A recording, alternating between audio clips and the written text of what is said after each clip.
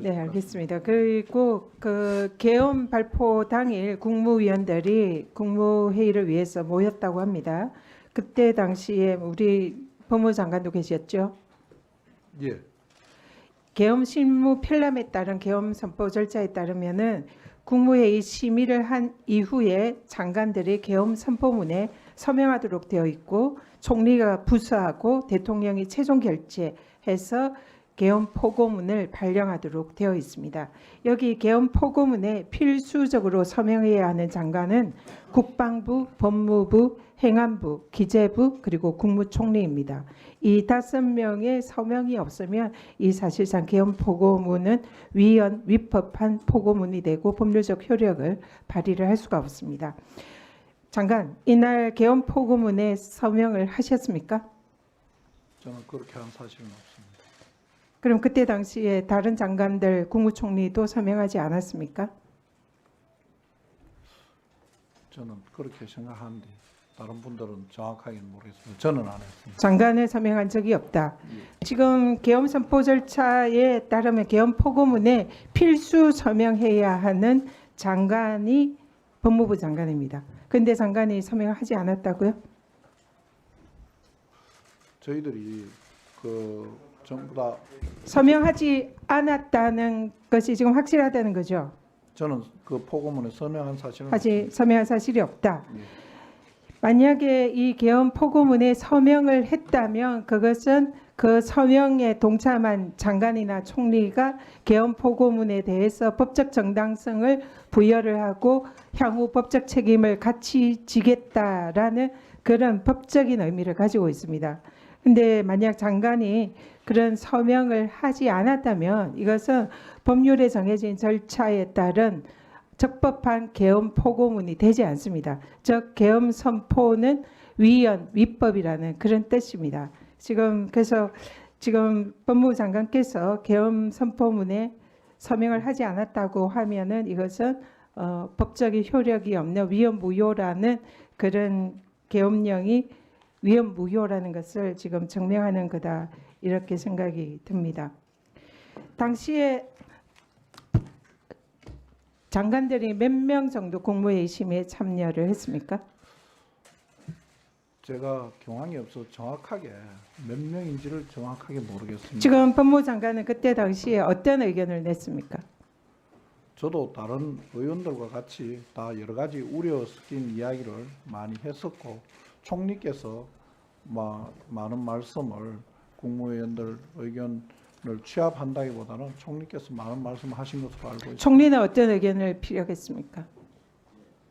구체적으로 제가 하나하나 말씀드리기는 지난번에 말씀드린 바와 같이 옳지 않다고 생각하고 총리께서 충분히 말씀드린 것으로 그렇게 알고 있습니다. 계엄 선포 절차에 따르면은 계엄 선포문을 초안을 작성을 하고 그 계엄 선포문 내용에 대해서 법무부가 법률 검토를 하도록 규정이 되어 있습니다. 사전에 이 내용에 대해서 법률 검토를 법무부가 한 적이 있습니까? 없습니다. 지금 그러면은 전혀 이 법적인 절차를 따르지 않은 계엄 선포였다 이런 뜻이 되는데 사실입니까? 의원님 죄송하지만 계엄에 대해서 저희들이 평소에 학교 다닐 때 헌법책 읽은 것 이상으로 다시 준비해보거나 한 적이 없어서 그러면 법무부나 예. 법무부 장관은 사전에 이 계엄 선포에 관해서는 법률 검토라든지 동의 절차라든지 이런 것을 한 적이 없다 이렇게 말씀하시는 겁니까? 저도 거기 가서 봤습니다. 네, 법원행정처장께 여쭙겠습니다. 지금 아까 법원에서 지금 영장 기각에 대해서 많은 의원님들이 지적을 하셨는데요. 실제로 이 사안은 매우 심각하고 긴급한 사안입니다. 지금 내란 범죄를 저지른 범죄자 혐의자들이 증거를 인멸하고 증거 조작을 그리고 입맞출 그런 기회를 주지 말아야 됩니다. 그렇기 때문에 이 법원에서는 영장에 대해서 보다 적극적으로 말씀 주시기 바랍니다. 예, 저를 비롯해서 모든 법관들이 이 사안의 중대성을 잘 인식하고 있습니다. 말씀 취지는 충분히 이해를 하고 공감합니다. 좀 더 적극적으로 영장 발부의 좀 원칙에 따라서 임해 주시기를 부탁드립니다.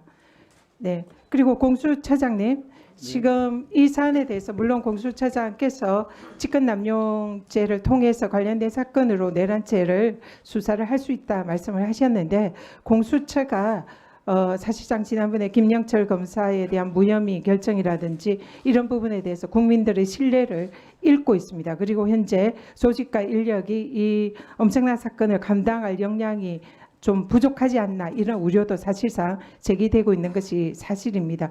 그렇기 때문에 공수처가 지금 사건의 이첩을 요청을 해서 공수처에서 이걸 전부 다 수사를 하겠다 이런 것은 좀 과한 욕심이 아닐까 생각하고요. 지금 매우 심각하고 위기에 있는 아주 중대한 사안이므로 이 부분에 대해서 공수처도 국수본과 협조를 해서 수사를 하면 어떨까 하는데 의견이 어떻습니까?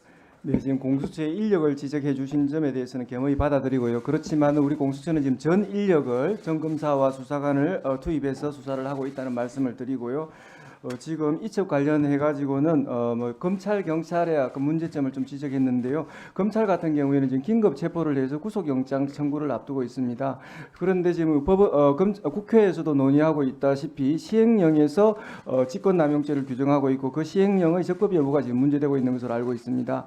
그래서 지금 인신 구속영장과 관련해서 그 수사권 혹시 대상이 아니라고 본다면은 나중에 법원에서 염려하고 있는 바와 같이 그 본안에서 굉장히 큰 적법 절차의 문제가 있습니다. 그래서 그 문제를 우리가 지금 어떻게 지금 해결하는가 하는 굉장히 중차대한 문제를 앞두고 있습니다. 그와 관련해서 지금 사후 영장을 청구하는데 우리 공수처에서도 사전 영장의 형식으로 이첩받기 전이라도 우리가 가지고 있는 사건을 통해서 같이 구속 영장을 청구해서 인신을 확보하는 것이 그나마 적법 절차를 준수하는 것이 아닌가 하는 점에서도 깊이 고민을 하고 있습니다. 그리고 지금 경찰 관련해 가지고는 지금 군 인사에 대한 수사권이 없기 때문에 부득불 제한된 인력에서나 우리 공수처가 수사 지휘를 해야 된다고 생각합니다.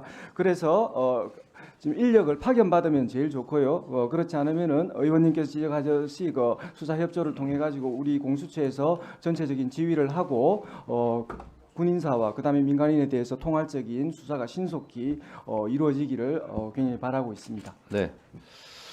자, 그러니까 지금 공수처장께서 워낙 지금 막 빠르게 말씀하셔가지고 국민이 조금 이해하는데 조금 그럴 것 같아서 제가 도움되기 위해서 짤막하게 제가 단답형으로 답변하시기 바랍니다.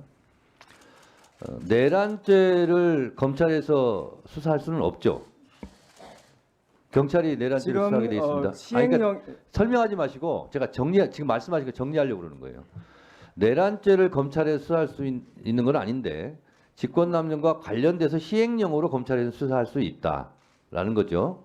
자, 그런데 공수처는 직권남용죄도 수사할 수 있고 장성급 장교도 수사할 수 있다라는 거 아닙니까? 네. 그렇죠? 네.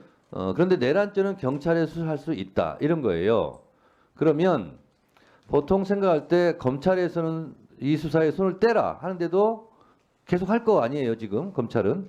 그렇다면 신속하게 수사를 하고 효율성을 높이기 위해서 공수처하고 국수본하고 합동으로 수사를 하는 것이 어떠냐 하는 것이 주장의 요지예요. 그랬을 때 공수처는 어떻게 하겠냐 이런 거거든요.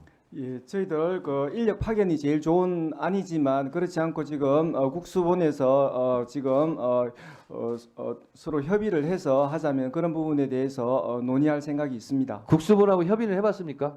지금 그런 부분에 대해서 우리가 이제 법상의 그 이첩권을 행사했고 저희들도 빨리 영장을 받아서 수사를 촉진해야 되는 입장에서 그 부분에 대해서 깊이 있게 논의를 못했고 이첩 요청권 행사 이후에도 지금 국수본에서는 아무 대답이 없습니다. 그러시면 예. 빨리 국수본 만나서 협의를 하세요. 그렇게 하시겠습니까? 이첩 요청권을 행사한 상황이니까 그에 대해서 지금 국수본에서 답을 내야 되는 그런 상황입니다. 알겠습니다. 자, 다음은 김영민 의원님 토론해 주세요. 법원행정처장